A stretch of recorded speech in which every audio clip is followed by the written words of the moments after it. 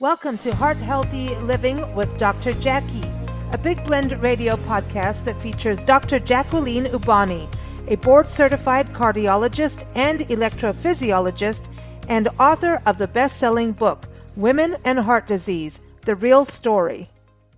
Welcome, everyone. Today we are going into our Big Blend radio vault to pull out this very important podcast episode we did with Dr. Jackie Eubany a few years ago. With it being Parks and Recreation Month and also the height of summer travel, she shares some very important tips on how to recognize a heart attack. It could happen when you're hiking with friends or going out to dinner or something. You may see someone show signs of having a heart attack. Very difficult to recognize that with women, but she explains that. She explains what to do and also shares some valuable tips on how to stay heart healthy when we travel this summer. So enjoy the podcast and also check out the link for her article that was in Parks and Travel magazine. Again, this is all in the archives. So check out that link where she really gives you 6 different tips on staying healthy when you travel this summer. And she also says in the article that vacations are really good for our hearts. In fact, they say that the more vacations we have, the heart healthier we are. So check out that good news in there. And stay tuned because on July 24th, Dr. Jackie will be back on the show. So you get 2 episodes of Dr. Jackie this month. We are celebrating International Practice Self-Care Day on July 24th. So she's going to share some great self-care tips. And of course, we always like to have fun when we have these conversations. And we want self-care to be fun too. So maybe that involves going to a spa. Ooh, that sounds like fun. Take care, everyone. Happy travels and enjoy this episode. So you're off on that backpacking adventure and your friend has a heart attack, or at least you think he or she may have. What do you do? Or maybe you're sitting in a restaurant and someone next to you kind of keels over. What do you do? Or maybe you work in that restaurant.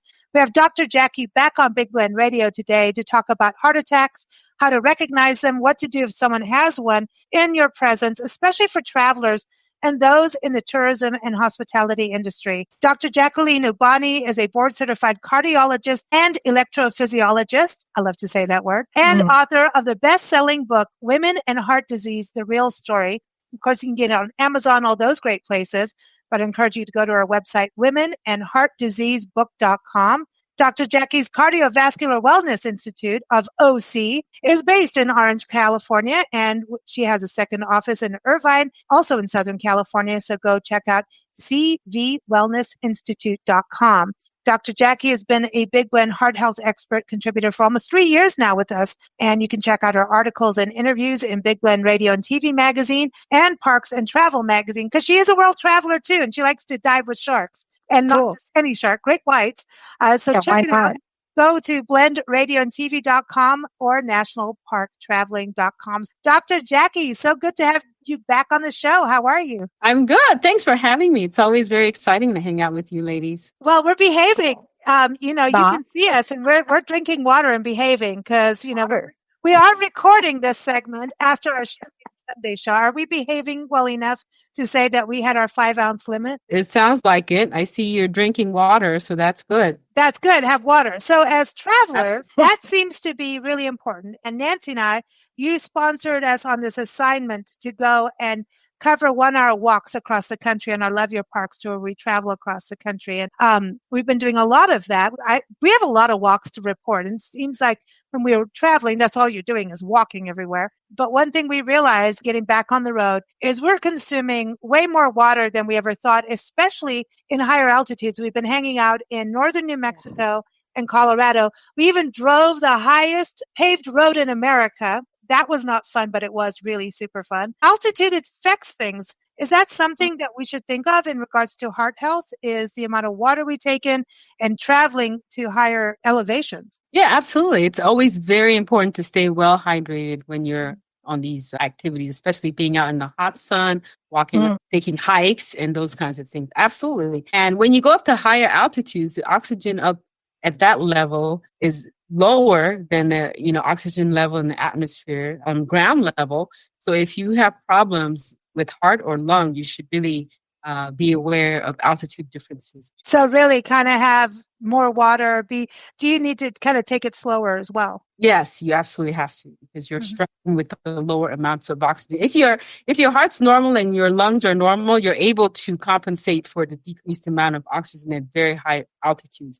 But if you have abnormalities in your heart and lung, it's much more difficult for you to compensate at that level. So you should be aware of what heart condition you have, and you should discuss it with your physician before you actually take this trip to see if he or she thinks you're well enough to this altitude heights. Wow, that's a good thing. It seems a lot of people get headaches from higher elevations. Seems to be the first thing that happens. Yes, because that's from lack of oxygen. We take oxygen for granted, but as you go up higher in altitude, the oxygen levels at those heights are much lower than they are down at ground level. And if you have ailments of your heart or your lungs, you're not able to extract enough oxygen that's necessary for your organs to function normally. And so you struggle with all kinds of things, and it can actually be deadly for you. Normal, then your body knows how to compensate. It takes some time to compensate, but it can compensate for the lower levels. It kind of almost has to go into training while you're there. You kind of Exactly. I've had friends that have climbed Machu Picchu, and especially women I've noticed having a harder time. I know one lady, I think I may have talked about this on a show with you before, climbing Machu Picchu, and it was that time of month, and because it was that time of month, she had a even harder time in regards to dehydration. And she's like fit, man. I mean, she's like a surfer from hell, man. She can surf every wave. She's done all these things. But here she was, like Miss Fitness, and she really battled getting up to the top of there, but she did it. She really made herself do it. But she said it was like the first few days, and then all of a sudden her body did slowly acclimate. So Absolutely. Maybe your first few days slow down. Exactly. And that's why when you hike, especially places like Machu Picchu, you do it slowly and you stop at different altitude levels, giving your body time to adjust to the decrease in oxygen level. Have you done Machu Picchu? No. Surprise me. It's on my bucket list though, but I haven't yet. But yes, absolutely. Hopefully I do it before I get too much older, because it's a difficult climb. That's the one thing too. I mean, you've dived. So does diving affect your oxygen level to your heart as well? Well, if you go down too deep, that's why, if you're a diver, if you're open water or what have you, we have levels that you shouldn't go beyond because you're at high risk for getting into trouble with air bubbles or those kinds of things. Yeah. So you shouldn't go down too deep, because that could be the same issue. Well, this is interesting when we talk about these kind of extreme hikes, right? Which, we cover in Parks and Travel magazine. A lot of times I think you should be going with a guide, and maybe that guide needs to be experienced medically. Do you think that you should check that out? Yeah. I mean, at least in basic life support, they should at least be, experience in that. And I think the onus is up to you to know what your medical conditions are and your limitations are, because this person is really not your physician or a medical specialist, so they don't know what the extent of your medical illness. So you need to know, and you need to have a discussion with your physician about what your limitations are before you do these extremes. Oh, very good. Very good. That makes sense. Yeah, when you travel too, there's a lot of, instances. You could be in a hotel, restaurant, there's gazillions. You could be on the highway and you see someone kind of keel over. And I hate to use that word, but it's true. Someone goes down. How do you know? You don't know if it's a stroke, it could be anything, right? An aneurysm. Faint. Yeah. What do you do at that point? Obviously call 911, but sometimes that takes too long depending on where you are. Nancy and I, we travel through some remote areas. I mean, you could be going through northern New Mexico, and if you didn't go to the bathroom or get gas, trust me, you're in trouble, because ain't no trees to hide behind. It's like, whoa. And when you get lost, the gas stations just aren't there. So there's none of that. There's even no signs. Yeah. So you could go like 200 miles and not see a sign. Exactly. And then you're like, where are we? Yeah. But that's something I think about, like, what happens when something happens, maybe someone in the car with you or someone you see, it could be in a restaurant. And it also brings me to the hospitality industry, the tourism industry. Are they trained to recognize these kinds of things? Even if they're in a remote area, maybe needing to know that CPR, do you do that immediately? Let's start at the basics. and they'll get into all that, of how to recognize a heart attack. Personally, would someone having a heart attack know they're having a heart attack? Sometimes they do, because usually when you're having a heart attack, it's sometimes it's your second or third, so you know what it feels like. Oh, wow. Typically, what patients complain of that are having heart attacks, they complain of this left-sided chest pain or pressure radiating down the arm, and they're sweaty and they're short of breath, but they overall don't look good. And that is a clue that could be a clue that they're having a heart attack. So in that situation, if you find somebody like that, if the person is awake, you can ask them what their medical history. This is after you call 911 first, because the quicker you can get this person to the hospital, the quicker they get intervened on, and the more likely they are to survive that event. But after calling 911, then you ask the patient, you talk to the patient, see your heart attack pain, you're a patient with heart disease. Do you have any medications on you? Do you have aspirin? You want to give patients aspirin immediately. So these patients with heart attack, they're either carrying their medications with them, and you can find out which one is the aspirin and help them get some aspirin in their mouth, or a medication called nitroglycerin, which is a medication that we give to patients who've had a heart attack that help dilate their blood vessels so they can get oxygen to their heart, preventing what we call tissue death. So you can help them take the medications that they normally take while you're waiting for the ambulance to get there. So when someone has a heart attack, they're not completely out. So there's a cognitive. And there's some people that are. There are different levels depending on how large this heart attack is. If it's a small area, then you might be still awake and able to communicate with people. But if it's a very large heart attack, there's one that we call the widowmaker, because it's an occlusion to one of the arteries that supplies about 2/3 of the heart. And that artery goes down. If you don't open up that artery, that patient will die. So I think we're used to television, especially, I'm just going to go Archie Bunker. No, and Sanford and Son. That's right. Yeah, that's it. Fake heart attacks. Those are heart attack where the person puts their hand over their heart and they feel this pain, and I'm coming. Esther, I'm coming. That's right. That is not what it's like. Oh, well, some people will clutch the left side of his chest, and they're extremely uncomfortable, and they're in extremis. You can tell by the look on their face. They're pale, they're diaphoretic, which means they're sweating, and they're just very uncomfortable, and they're telling you, my chest hurts, or the pressure, someone's sitting on my chest, I can't breathe. Those kinds of things. They're very uncomfortable with it. It's not like you're not like Sanford. That's an over dramatization of it. No, and these are very uncomfortable. What is a difference between men and women? We've talked a little bit about that. It's part of also why you wrote Women and Heart Disease book, is that women kind of have it's silent. It's like a silent killer. And even when they have a heart attack, it's a silent killer. Right, absolutely. So women can have different manifestations of heart attack, but you say about 43% of women may not have chest pain when they're experiencing heart attacks. Wow. Women can have minimal symptoms like just shortness of breath, or GI symptoms, what we call GERD or heartburn type symptoms, which make it difficult to diagnose. So if you're sitting in a restaurant, or maybe I'm just using that as a scenario, and someone is really, obviously you say 911 first. None of us, we're not diagnosing anything. Unless there's a doctor in the room, right? Mm-hmm. Someone is a medic, you don't know. We kind of have to go, we don't know. But communication, I know that sometimes, like they say, okay, I don't know if it's a diabetic thing where it's like stick a cookie in the mouth. There's all these things when something happens. As someone who is there, you're experiencing that, you're in a panic mode. Right. You're in a panic mode. You're freaking out, and you go to the first thing you remember. Then and I've been in situations.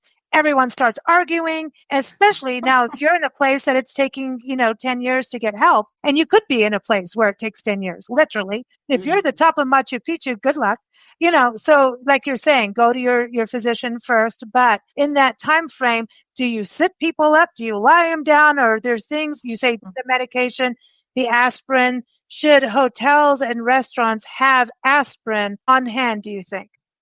I'm not sure if it's a California law, but this is something that we try to push. I'm on the board of the American Heart Association, and we're trying to push for restaurants and places to have what we call AEDs, which are defibrillators. Okay. Oh, for patients who, may have a heart attack and pass out and, have no pulse. So that there's something that you can do while you're waiting for the EMS to arrive. Not all restaurants have it, but I've since learned that most casinos have it. Oh my gosh, I lost. Help. So, the best thing to do when somebody goes down is, lay them on the ground, lay them flat on the ground. And you want to check to see if they're awake. Ask them, hey, how are you doing? Are you awake? And if not responsive, then you want to feel for a pulse. You can try to feel for a carotid pulse, which is one of the big pulses in the neck, or a femoral pulse, which is in their groin. And if they don't have a pulse, that's when you start CPR. If you know CPR, it is a good time to do it. And then if there's an AED around, then you can bring the AED. So what the AED is you just slap the pads on the patient and the AED directs you on what to do next. This is life-saving things that you can, implement while you're waiting for EMS to get there. Because if you're having a heart attack, you have to get to the hospital. We say time is tissue. The quicker you get into the hospital, the quicker you get treated or intervened on or procedures or whatever you need, the more likely you are to survive. And can a heart attack lead to a stroke as well, or an aneurysm and go into more things? The stroke is a different disease process altogether. It involves the blood vessels of the brain as opposed to the blood vessels of the heart as you have in a heart attack. So patients with a stroke have slightly different symptoms than patients with a heart attack. We have the algorithm to help people recognize patients who have a stroke, and we call it FAST. Be fast is the algorithm. So F stands for facial droop. So sometimes when you have a stroke, one side of your face might droop lower than the other side. So when you see a patient, you ask them to smile, and there's an asymmetry in their smile. Mm-hmm. One part of their face is paralyzed. The A stands for arm numbness. If they complain of one arm being numb versus the other arm, you just have them squeeze your hand. If they can't squeeze it, it means that arm is numb. And the S stands for slurred speech. You just talk to them and see how they respond to you. A lot of times patients don't realize that they're slurring their speech. And you, of course, can hear it and say, oh my goodness, this speech just sounds garbled, or he's just talking nonsense. And then you know that there's a problem there. And then the T stands for time, and you call 911 instantly because now you recognize that the patient is having a stroke. So when you talk about tissue, right, this is about saving tissue. So this is an important thing we've never really talked about. So it means that the oxygen isn't getting to your tissue of your body, and so is it almost dying?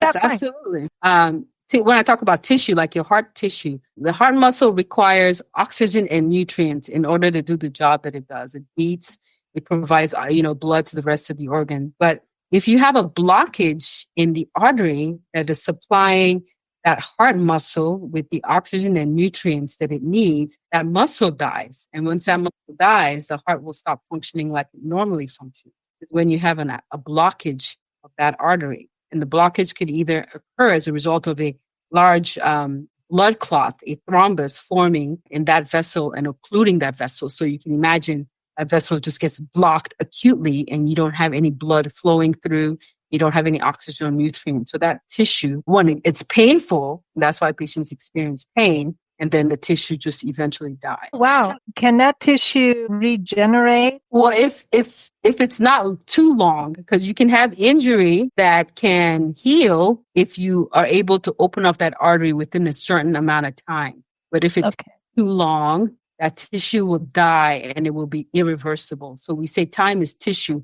The quicker you can get these patients to the emergency room, the quicker you can open up that vessel, the more likely it is that, you haven't reached the point of death for that tissue. You just injured the tissue, and with the reperfusion or reopening of that vessel, you get the blood back there and the tissue can heal. It's not going to heal overnight, but it will be able to heal because it didn't, quote unquote, die completely. So that's what you kind of hear, like scar tissue and dead tissue that's causing things later. If you go, like we talk about, okay, if you have heart health issues and heart disease, you have your blood pressure pills, your medications, your aspirin that you take every day. Now, what happens if you don't know? Is the possibility of now you're taking a hike. And I want to talk about that because the level of deaths that happen in national parks and on trails is very high. A lot of it is falling in ravines, taking selfies and that kind of thing.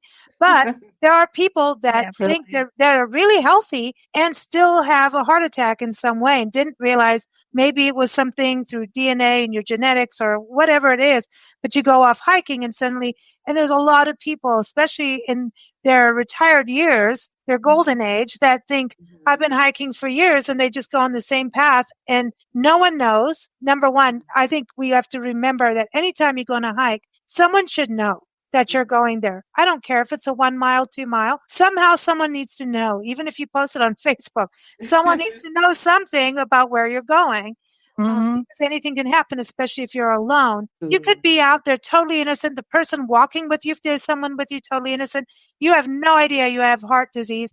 Do you think that like almost we should all carry an aspirin in our back pocket or something? I mean, because it can't hurt you to take it if it's something else, right? I completely agree. I think having an aspirin with you is a good idea, but people just have to be aware. If you are someone who doesn't exercise at all, if you lead a completely sedentary lifestyle, you shouldn't just wake up and think you can hike up a mountain. No. You have to I agree. Get into good shape before you do something that very physical. And then there are also people who have what we call other risk factors for heart disease. Like obesity, inactivity, if you're diabetic, hypertension, high cholesterol, those kinds of things. If you have several risk factors for heart disease, you should really talk to your physician before you embark on a very strenuous activity, like hiking up the high altitudes. Because I mean, it looks simple to you and I, but it's actually extremely strenuous. Even I, who does some physical activity, I wouldn't just go up there and take it lightly. I'd probably see my doctor or start exercising and prepping myself for that physical, at that level of physical activity. Well, I can tell you, even just Nancy and I going on our tour, I mean, we do our 1 hour walks, which is great. But then all of a sudden we're off on the road and everything is walking. You're on your feet for 12 to 14 hours a day. It doesn't matter what the elements are. You're carrying gear. You're doing this. You're talking to people. And your body just goes, what the heck are you doing to me? Stop it. Like, stop it. And you just keep pushing forward. And when we stopped here, right now we're in Florence, Colorado, and getting ready to produce our magazine and everything, your body just goes, you're going to stop now. It's like your body knows when there's a bathroom. If you have to go, your body goes, I know there's a bathroom over there. You'll find it and you'll do it. It knows when you need to crash and it's telling you the whole time, do it. And if you ignore it, as soon as you get to that spot, we do have brains in every cell, right? There was one place we got out of the car. Neither one of us could walk. Oh, that's because we went on people because the altitude was so high that as soon as we stepped out of the car, we were like wobbly. Yeah, exactly. And we're lucky that I drove that. You should really be in tune to your body. Your body is telling you a lot. You really should do it. If it tells you that it's had enough, you should just listen to it.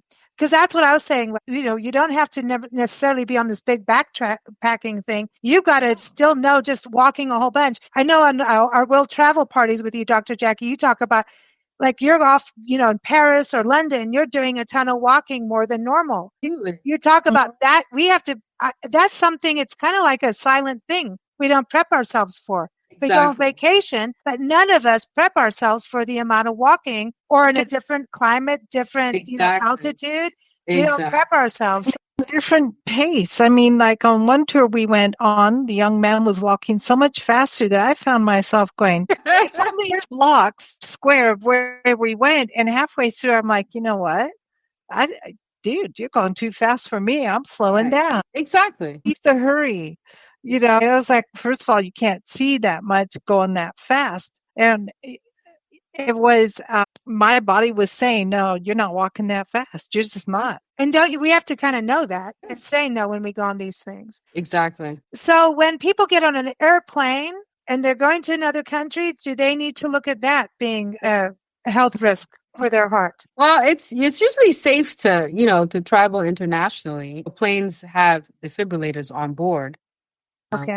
Usually they call for a doctor, and there's always somebody around that can help. But what I advise my cardiac patients to do when they're traveling internationally is, one, again, medications are very important. You should carry your medications on you, carry on. Don't check in any medications. Yeah. on the plane. I tell patients to, it's good to have a medical bracelet or have in writing your list of medical problems, so that in the event that you're not able to speak or tell people, you could just hand them that sheet of paper so they can look at the list of medications that you're on, and look at the medical conditions you're on, which will help guide them with therapy. Again, you stay well hydrated, and if it's a long trip, you want to get up and walk up and down. Prevent. I can't sit that long, man. My body hates it. I got to go up and shake my tail feathers somewhere, man. It's happening. It's happening. Before we go, there's a couple things. One, you were talking about what you're doing on the board of the Heart Association in regards to what restaurants having. I want you to go back through that, because I think hotels, restaurants, anybody in the tourism and hospitality industry should know about what you guys are proposing, and no matter what state, what they could do to help any of their clientele that are in their restaurant, hotel, attraction, whatever it is. This could be something that, no matter if it's a law or not, you could take control in your hands to help anybody walking through your doors. If you can say again what they need, because I can't remember, because Definitely, we're pushing for these, like you said, the hospitality industry and restaurants, and all, or what have you, to have defibrillators, what we call AEDs, on board. AEDs really save your life. So it's just a defibrillator machine that you just put, in the corner. If anybody goes down for whatever reason, if they're unconscious, unable to speak, and don't have a pulse, you can slap this defibrillator on them, and it kind of guides you on what to do while you're waiting for the emergency service to show up. This can really save lives. Awesome. See, a lot of casinos have them because their patrons tend to be the elderly who have heart conditions, so they're very, very much in tune to that. But I don't think it's as prevalent in restaurants or in a lot of other public places. It should be. Just imagine you get the bonus round and you win big, and you're like, oh. Well, no, but I think about all these attractions, and sometimes you're so far into something, and by the time the paramedics get you into that attraction, it should be like, if it's a fair, that kind of thing, right? You could be way off in the deep end somewhere, and same in parks and things like that. So it's all about, being prepared for the worst thing. Exactly. That's what you promote in your book, Women in Heart Disease, everybody, the real story. But Dr. Jackie, I heard a little birdie told me that you're working on book number 2. I am. I'm working on number 2, and it's going to be about the Mediterranean diet, because I found that when I go into the community and give talks, the question I get asked the most is, so what is a heart healthy diet? What can I eat? So I'm coming up with the second book to educate people on food and nutrients and how this can really help you develop a healthy heart. And that's important when you travel too, because we start to, all I know is I crave salad everywhere I go when we travel. Like, I need salad, So when you do the Mediterranean diet, does that mean we get to eat a lot of olives? Yes. And awesome. You can drink red wine as well. 5 ounces though. You're wine, olives, and feta cheese? Yes, you can have some cheese. Exactly. Okay. I'm a little happier now. The Mediterranean diet, I've heard about it, is really good. Dr. Jackie, always a pleasure having you on the show. And thank you for advising not only our travelers, but also our hospitality listeners as well, in tourism and hospitality. Everyone, Dr. Jackie also, like I said, got us on this Love Your Parks tour story assignment as Nancy and I travel full time on a quest to visit all of America's parks, not just America. You never know when we may hop over to another country, but we're really about documenting parks and also how to take a 1-hour walk. That's it. Just to get out. If everybody took a 1-hour walk a day, that would help, wouldn't it, Dr. Jackie? Absolutely. A 1-hour walk. It's good for you. It's stress relieving. We found an awesome walk here, and we've done some interesting trails on this trip so far. But the interesting one is here along the Arkansas River. And I see every time we've done it, 2 or 3 times now, wildflowers, there's people rafting down the river because it's raging. And there's exercise thingies. There's people cycling, jogging, walking, all ages. So that's your next one. because it's cool. It's really cool. Yeah. So I know there's so many walks. You can walk down your neighborhood. It's interesting. So everyone, womenandheartdiseasebook.com. I encourage you to go get her book. It's a bestseller. And also, if you're in Orange County or Southern California, you can go visit Dr. Jackie and get some expert advice. Go to cvwellnessinstitute.com. And Dr. Jackie, you like to give people advice right before anything negative happens to their health. Absolutely. See your first before you take heavy exertional travel. Exactly. Cool. And of course, you can keep up with all of her interviews and articles. Go to blendradioandtv.com as well as nationalparktraveling.com. But of course, at the end of the day, the most important thing is go to womenandheartdiseasebook.com. Thanks so much, Dr. Jackie. Thanks, Dr. Jackie. Thank you for having me. It was a pleasure. Thanks for joining us on Big Blend Radio's Heart Healthy Living Show with Dr. Jackie. New episodes air every second Wednesday at 12 p.m. Pacific Standard Time. You can keep up with Dr. Jackie at womenandheartdiseasebook.com. Listen to the shows at bigblendradio.com.